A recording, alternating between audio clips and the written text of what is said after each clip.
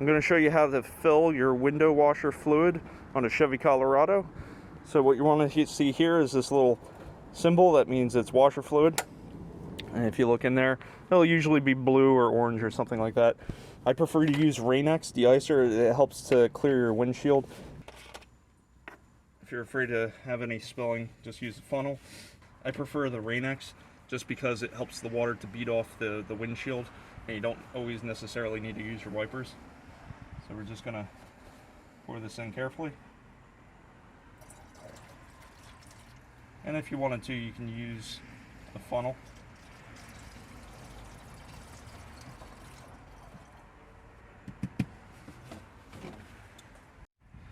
And you can fill it up. I didn't have enough, but it's down here. You can fill it all the way up to here. It doesn't really matter. Just don't overfill it. And when you're done, all you do is close the cap, and that's how you fill up your windshield washer fluid. Well, thank you for watching. Please subscribe and have a great day.